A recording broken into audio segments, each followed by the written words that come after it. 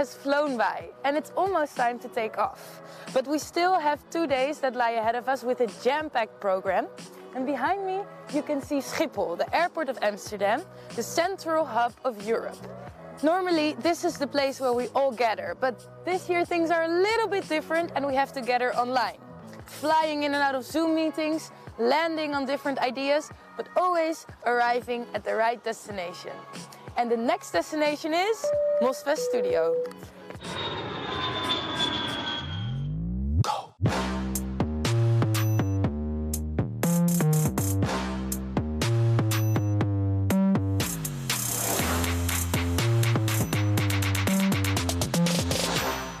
Welcome back to MozFest Studio. Let's make the most out of the final 2 days of MozFest.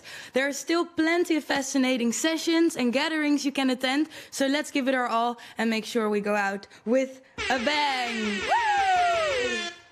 Go!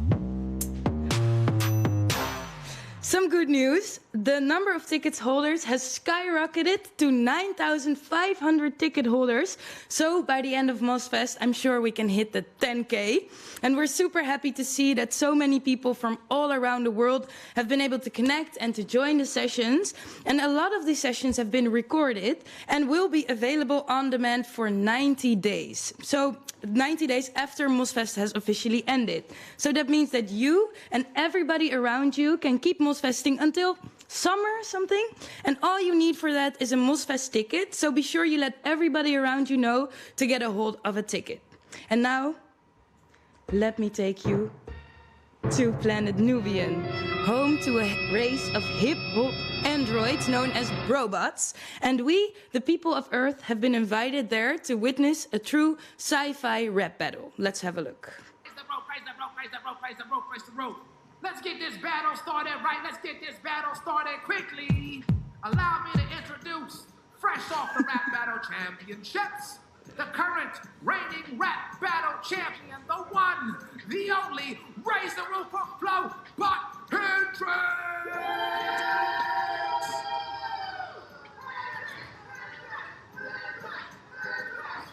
Flow about him this. I'm in this to win this. So let's end this quick. I do this for kicks. With these words I mix, split and spit, from brick to brick till I'm the #1 pick. This live immersive VR performance takes place in Mozilla hubs and was produced by Crux as a part of the Black Imagination series.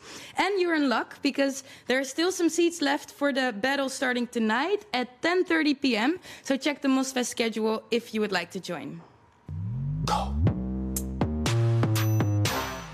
And one of the sessions that have taken place and that we would like to highlight is the one called The Gallery of the Best and Worst Moments of Internet Health in 2020. And Laura Vidal knows all about this. Hello, Laura. Nice to see you. You've created this gallery full of personal stories about the health of the internet. So first off, what does it mean for the internet to be healthy? Well, it means different things for different people. Health is a kind of metaphor that was created to understand how the internet can be best for, as many people as possible. It's about having enough people being included, enough spaces that it can really work independently of many kinds of limitations. But it's important to know that health in the internet is different depending on the region, depending on the context, and depending on the resources. Yeah, and for you personally, what does it mean? What a healthy internet? It means that enough people have the space and the resources to access freely to information that is relevant, that is reliable, and they can also have the space to not only to create the new spaces, but also to be able to express themselves freely and free of violence. Nice. And if we're looking at 2020, what was the healthiest moment of the internet for you in 2020? On that one, I am biased because to me, one of the healthiest moments of 2020 was elaborating and publishing the Internet Health Report. Of course, yeah, because you're combining all the healthy moments, so I can see that. And the unhealthiest moment, then, in your opinion? So I'm from Venezuela, and things over there are being really, really complicated. So one of the unhealthiest moments for me were some phishing campaigns that had place, and also some moments in which journalists were targeted. So the situation is really complicated, and the internet reflects that. Yeah, nice. And if people that are watching have a story that they also would like to share, can they still share the story? Yes, they can come to our spatial chat. It's called Share Your Stories. You will find there the people that are behind the Internet Health Report, which is the Insights team. And, you can come and share a link, a story, or just, come by and say hi. Nice. Okay, so you've heard it. Go do that. Thank you so much, Laura, and enjoy the rest of your MozFest. Thank you. Thank you for having me.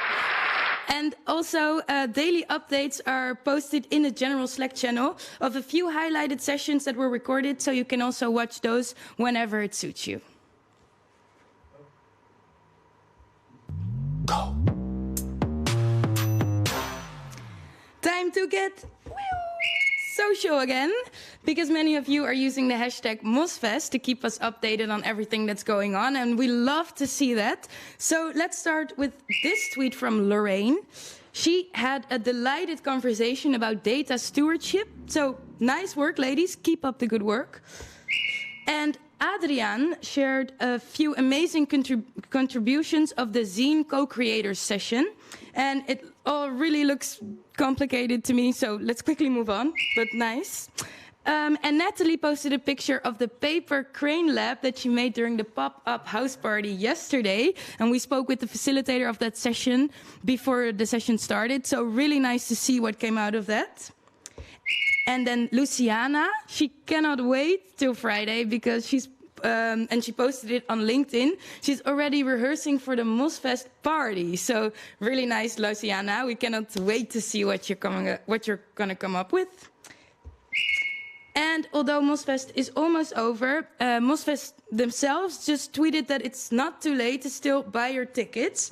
Jump onto Slack to find a link to the tweet so you can retweet this, share it with your network, because we want as many people as possible to come MozFest with us when the festival has ended. So share the post, share the link, share everything.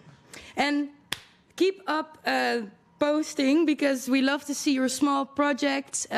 Perhaps post a selfie while you're watching MozFest Studio. And always be sure to use the hashtag MozFest so we can easily find your posts. Go!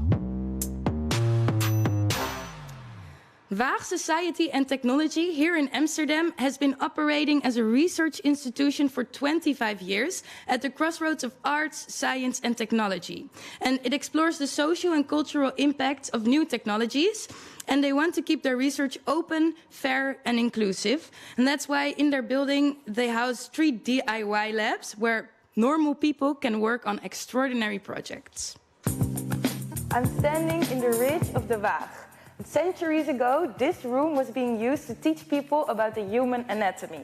Nowadays, the Waag strives to empower citizens to discover the anatomy of technology.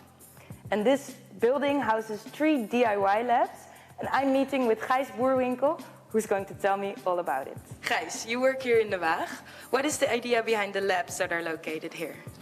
So Waag is a future lab for technology and society, and we work in many different research labs, and 3 of the most tangible ones are here located at Waag. So you have the Fab Lab, the Wet Lab and the Textile lab. Textile Lab? Yeah. Could you show us around a little? Yes, of course. So what is this lab called and what is being done here? So we are here at the Open Wet Lab, which is a lab that experiments with new technologies in biotechnology. What we do here, we try to combine experimentation and DIY approaches with artistic approaches to be able to ask the important questions of the future of biotechnology. So this is called the Fab Lab, but this looks much more like a workshop. What kind of things are being made here? So the Fab Lab is a place to improve your skills in digital fabrication. So you see many different tools here that allow you to fabricate digitally. For example, a 3D printer, a laser cutter that allows you to design and prototype very rapidly. So if you want to try out, develop or design new things, this is a very good place to start and to develop your ideas, to create, to experiment. Which is normally a place that is happening in the research and development departments of big companies. But in here, everyone is able to skill themselves in these digital fabrication tools to be able to develop new ideas and new tools for the future. So we're now in the Textile Lab.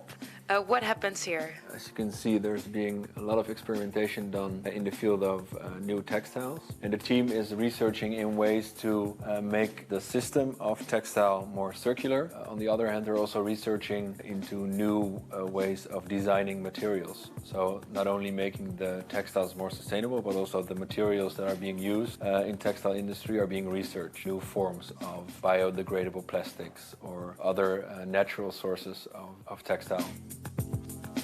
It was really cool to have a look inside these labs. So if you're ever in Amsterdam and you need new technologies to manufacture something, go and contact Waag. I'm sure something beautiful will come out of that. Go! And even though we're almost at the end of MozFest, there are still many sessions you can attend. And if you're looking for something fun to do, why not go on a scavenger hunt? Because in the session An Oldernet Adventure, you can tour cybercultural history from the late 1980s all the way through to the modern era. And you can even win an extra special secret prize. So here to tell us more about that is decentralization facilitator Alden Jones. Welcome to MozFest Studio, Alden. Hello, thank you. Yeah, your session is a digital scavenger hunt through cybercultural history. So what will participants be doing?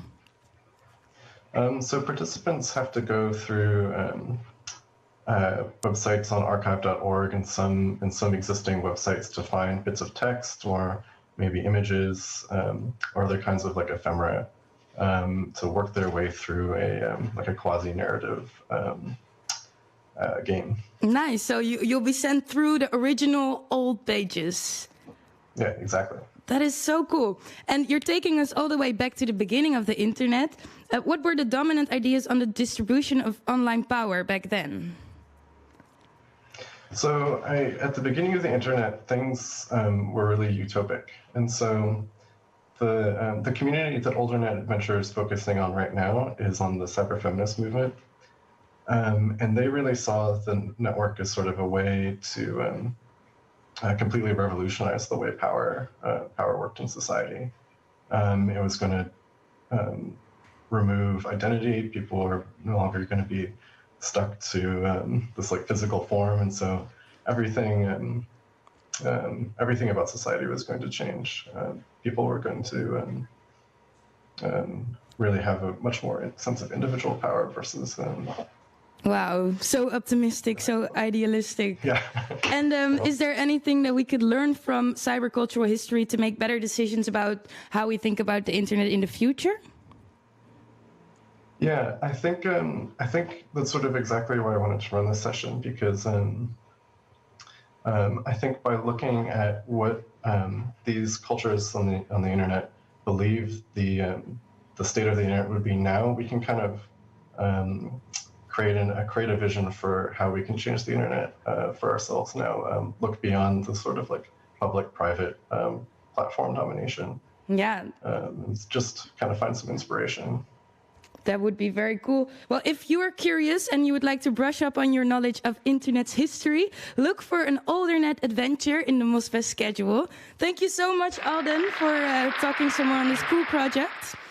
And to learn more about sessions that are coming up, check out the featured session section of the MozFest Plaza on the right-hand side under the How to MozFest book.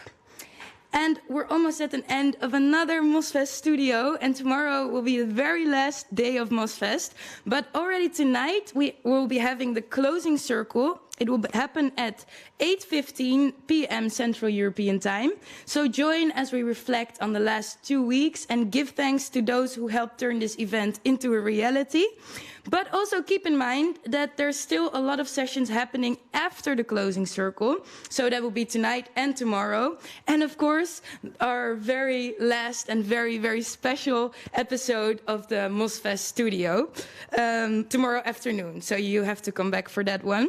And luckily today, I can still say, don't hesitate to connect with us using Twitter or Slack and using the hashtag MozFest. Let us know how your sessions are going, what you're having for dinner, with some nice MozFesters you might have met. And of course, don't hesitate to ask for some help using the hashtag MozHelp. The help desk is always at your service. So that's it for tonight. Enjoy your sessions and be back tomorrow. Bye.